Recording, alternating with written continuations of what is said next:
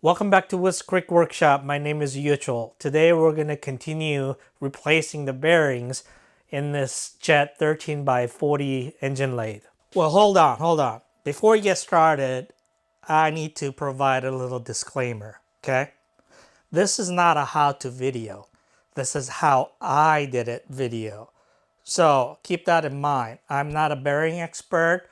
I don't claim to be one, although I play one in the bedroom. Anyway, you'll also see that there are some rules of thumb when it comes to installing the bearing. For example, if you're installing the bearing into an open hole, you want to apply the force on the outer race.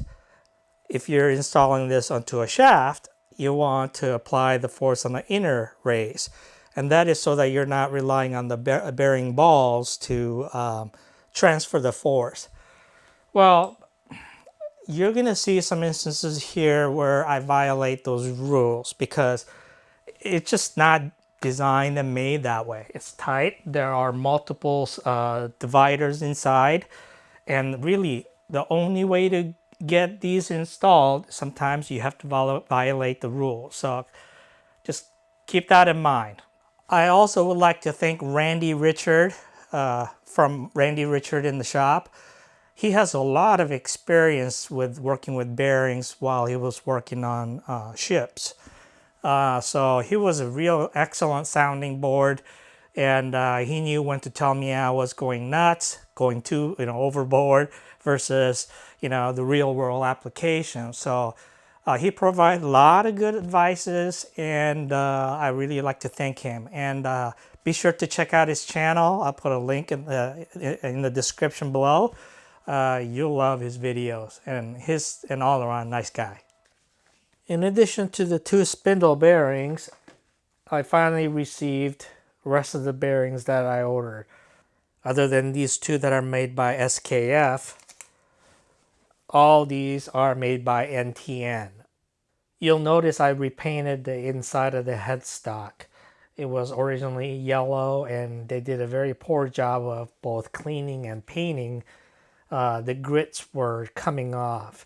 I'd say they missed about 25% of the surface areas from painting.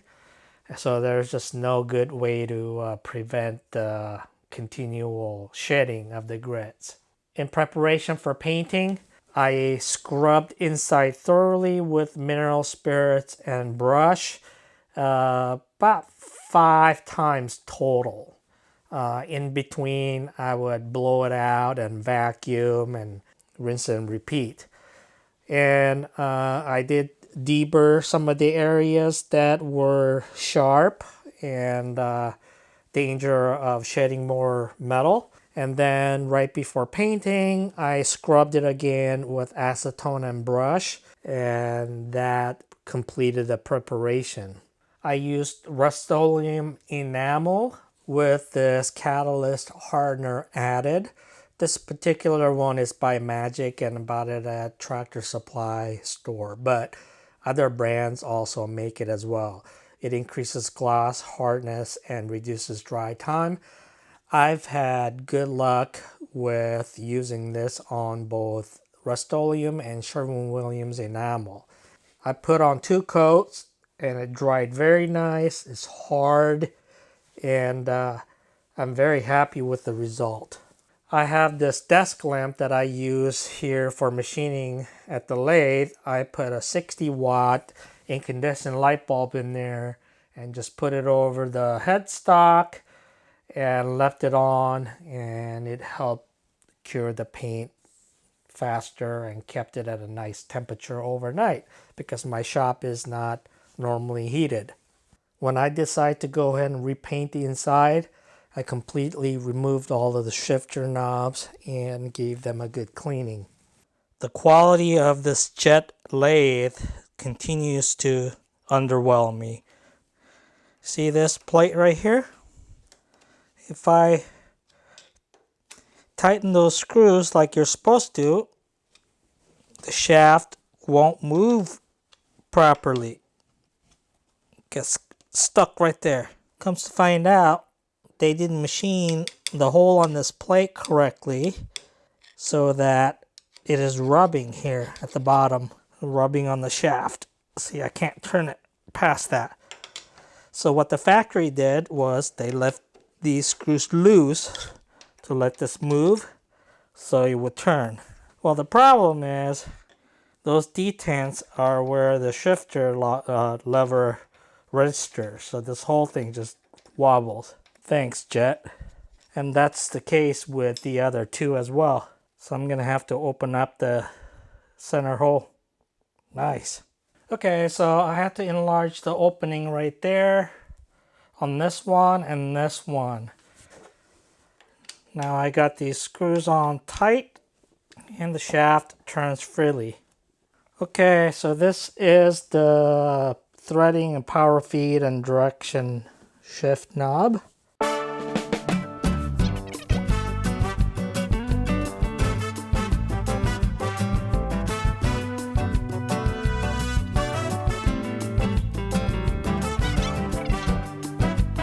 Okay, let's start putting in the shaft.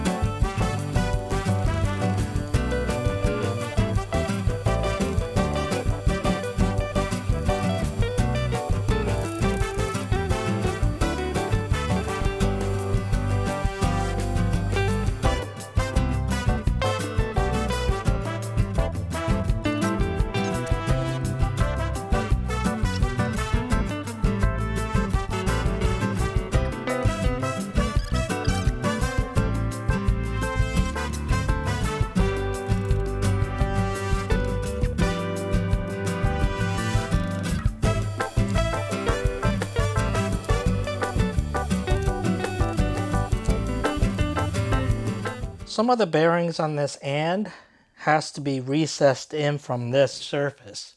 To get the bearing seated properly, sometimes you can use the end cover itself. It has protrusion on the inside. You can actually use that to hammer in the bearing proper distance. Okay, we're going to install the top piece right there. That one does not have any bearings, runs on bushings. Another thing to mention is if you look at the gear, you can see that it is slightly beveled on both sides. But if you look at it this way, this side, the teeth are pointed, meaning round in an angle in each way. But this side is not. It's flat. And that is to make it easier to shift in and out of the gear. So you got to make sure you put that in the right direction.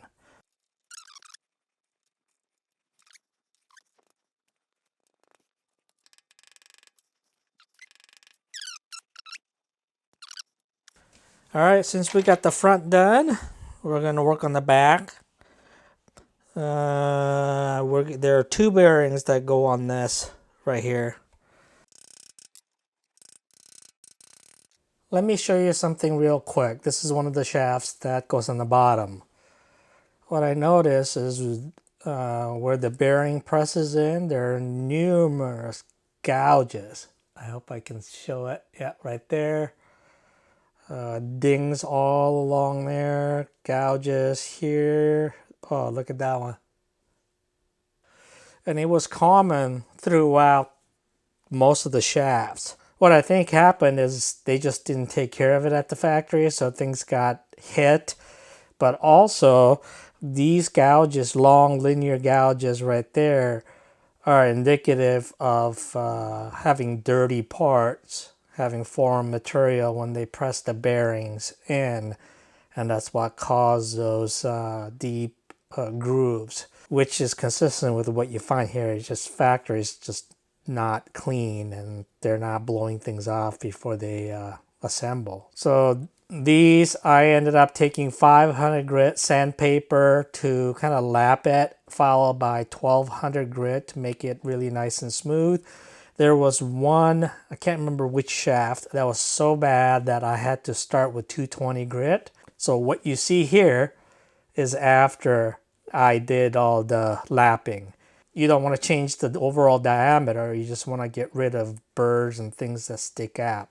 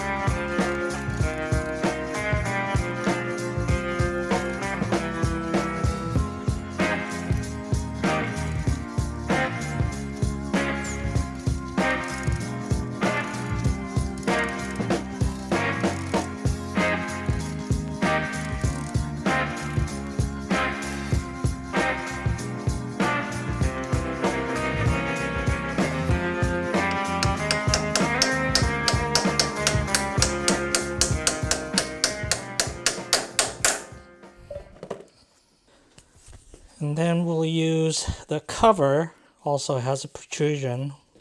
We'll finish driving that in to space it out correctly.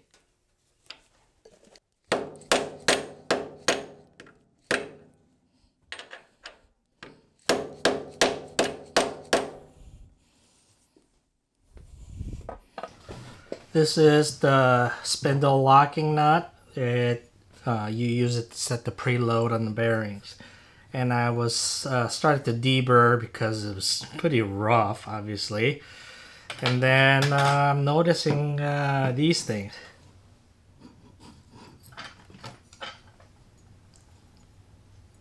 See that? That is about 3/4 inch long.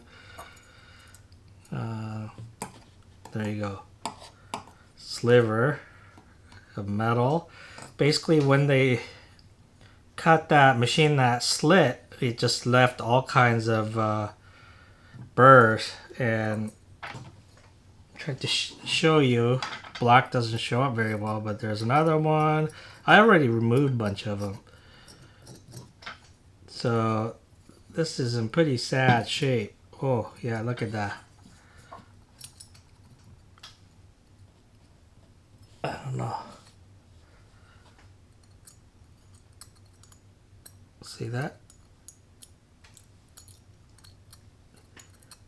Try to break it off.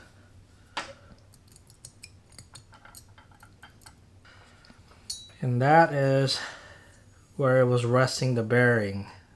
And it's not good. So I'm gonna have to clean up all that and flatten this. I deburred the edges and removed any stray metal that was hanging out, and I gave it a quick grind on the surface grinder. It'll be much better than what it was. Let's quickly take a look at the spindle. I did an initial cleaning, and we want to check out where the bearings are seated. So there's one here and right here. So we want to remove any burrs or dents. You know, given what we're seeing, we just don't want to take any chances. So we have a pair of precision flat ground stones. These came from Kinetic Precision. By the way, they give you this really cool 3D printed storage tray. That's really nice. So anyway, we take the fine side, and we're not trying to remove or change the outside diameter of the spindle. We just want to find dents and burrs. Ideally, if you have another lathe, you can chuck this up. It'd be easier, but I don't. So we're going to rest it where the bearing goes, and we're going to turn it.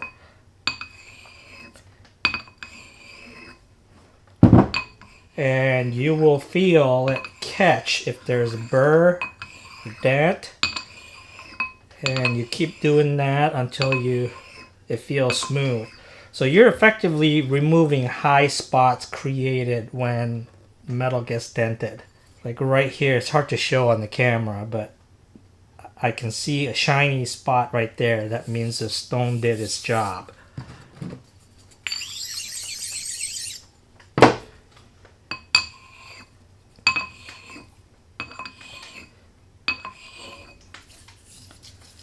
I already did some of that already, so let's check out the one closer here.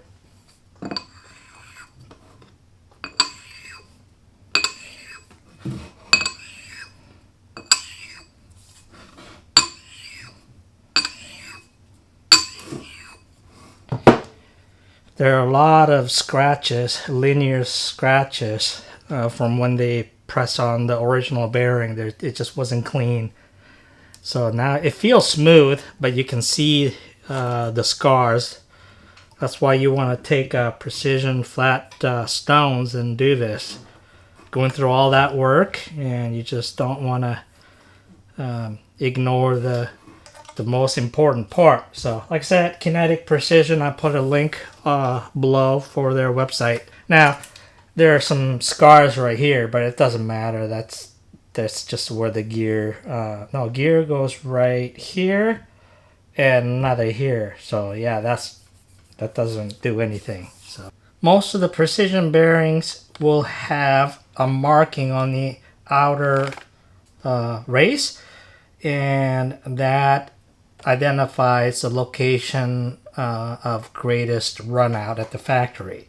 So when you install these, you want to orient them so the markings are at the same orientation. So for example, if you put that at a 12 o'clock position, you want to do the same thing with the other one. So the thought is that would cause the spindle to move up and down like this. Whereas if you have it, let's say you put it at 180 degrees apart, so one at 12 o'clock and one at 6 o'clock, the spindle would move this way, and that would accentuate any errors you're going to have in the spindle bearing. Now most of the times, inner race also has the marking too. This one right here. And this one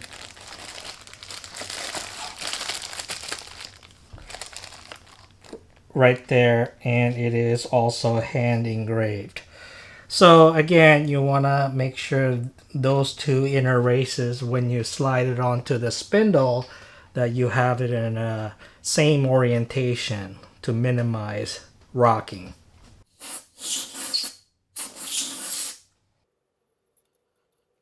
Install this with the runout marking on top.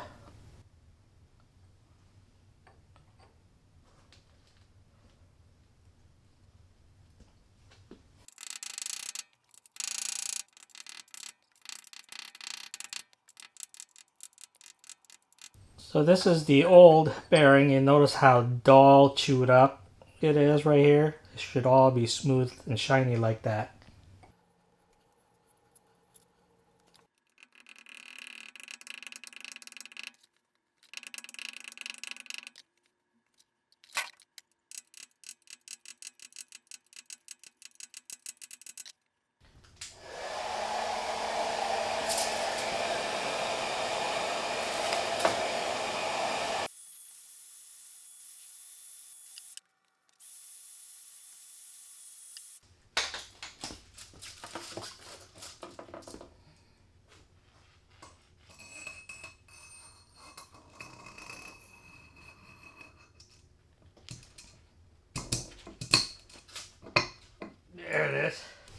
Alright, let's put the main spindle on.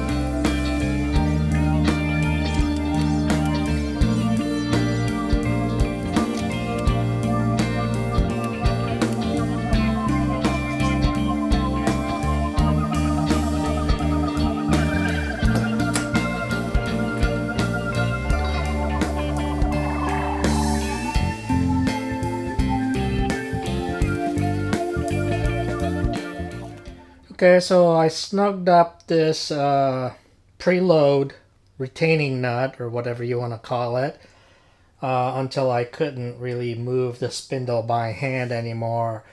But, you know, you do want to give a light tap with a soft mallet from the chuck side to make sure the inner races are seated properly. And I'm not talking about any force, just light taps.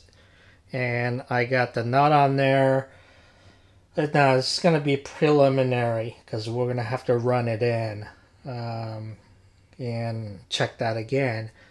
We haven't fine-tuned the preload yet, but we got it snug enough where things don't move freely. So let's check out the run out. This is D14, so we'll check it at the taper there. This is a 10th indicator, so that each graduation is 0.0001 inch. It's very sensitive.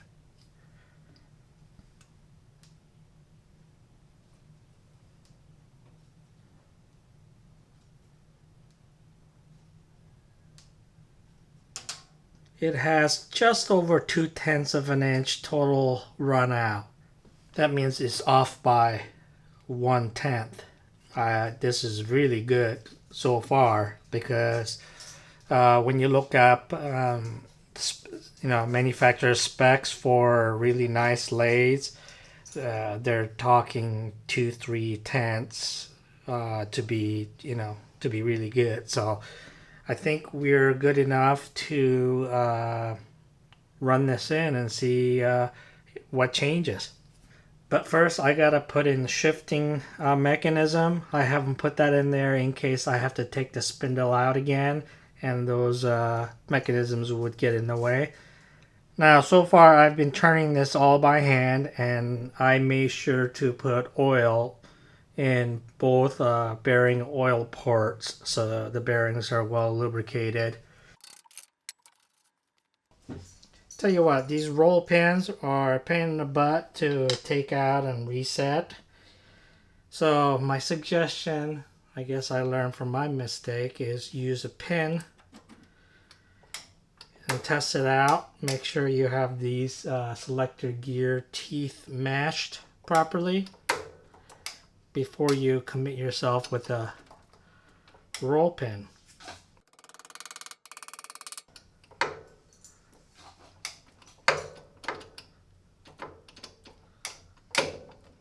Alright, now I'm going to do the rest and I'll bring you back. Alright, so one of the most common comments from the last video was the recommendation of putting magnets at the bottom.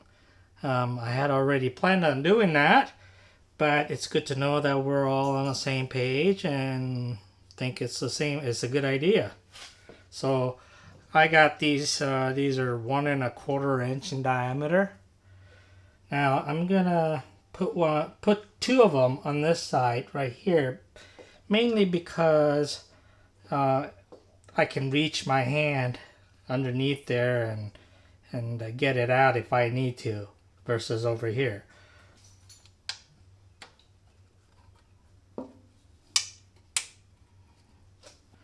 And I got these 1/4 inch magnets also. I'm gonna put them in these craters. Basically they're traps for sediment.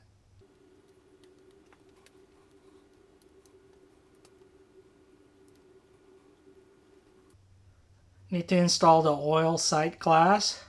I ended up replacing the rubber seal because, yeah, it's like rock hard. JET calls out for mobile DT heavy medium oil, which is ISO 68 hydraulic oil. Instead, we're going to use Mystic. You may not recognize that, but it is by Citgo, pretty big company, and made in Texas. And this, for two gallons, is $38 at Tractor Supply, versus Mobile, they're about 40 bucks for a gallon. And you can pick this up pretty much any day of the week because they stock them. I've had good luck with it.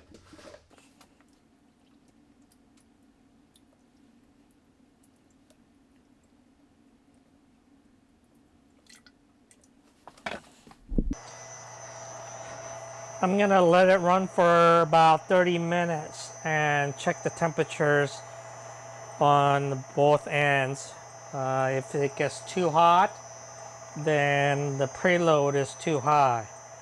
But from what I've read, it can be anywhere between 40 degrees to 80 degrees, I think, above the ambient temperature, and it'll be within the proper tension. So we'll see. I'll bring you back.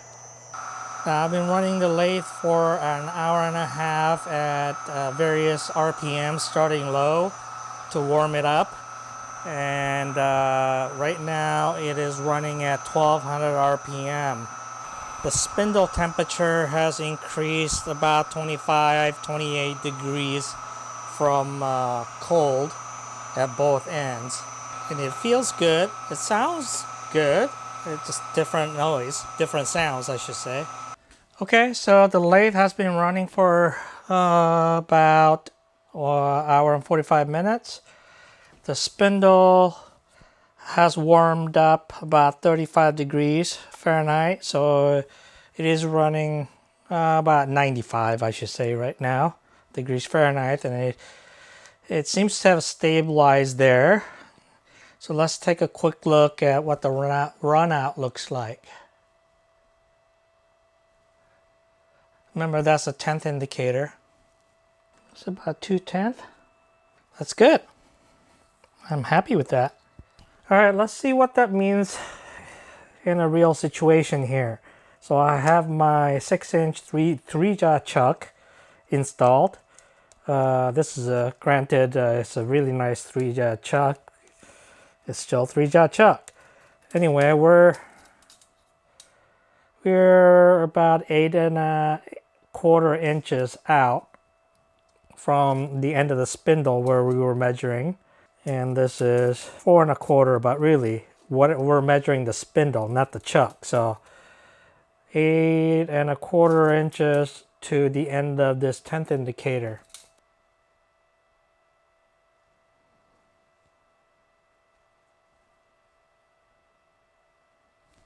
So we're measuring 6/10 of a thousand all the way out here.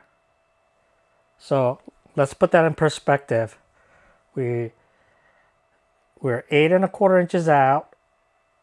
Whatever the air the 3-jaw chuck introduced, whatever the air this rod, I know this ground rod is pretty straight, we are measuring 6/10 way out here. I'm very happy with that.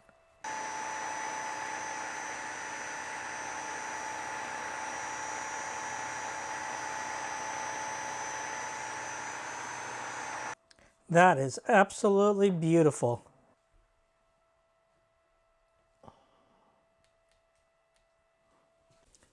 I quickly opened up the lid just to inspect how everything looks.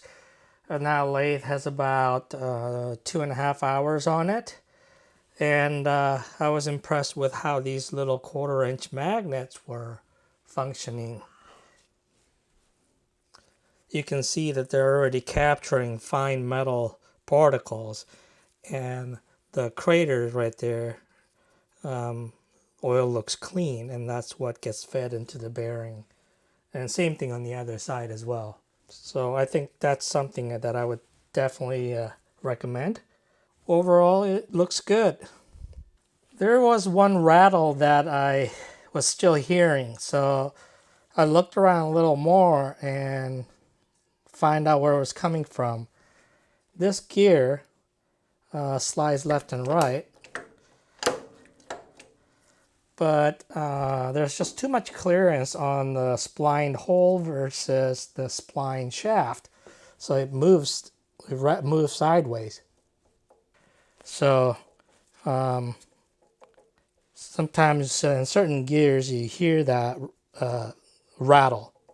And I think this is where we stop this project, because I'm sure I'm going to be monitoring this as I use it more and more and make some adjustments here and there as needed. But this was one of the challenging projects for me. Not so much technical, but because, you know, somebody who suffers from OCD, when you finish a project, you like to see something definitive, something that tells you you're done. Yes, you've succeeded and you've met the original objective. But a lot of this is subjective and qualitative. Well, how much noise is acceptable? It's like, you know, it's like houses. You live in a house, it makes noises, creaks and pops, right? And you move to a different house, you don't hear those noises, but you got a whole new set of noises. What is normal, what is not. And when I totally took this apart, put all new bearings and put it back together, that's what I experienced. It's like a different house, different noises. I don't hear the old noises anymore. So I'm just really trying to control my OCD and just let it go and enjoy the lathe. And you know, if any major issues come up, then we'll address it at the time. But I'd like to thank all of you for tagging along, watching the last video and this. I really appreciate it. Please comment and share what you thought of this project. Thank you.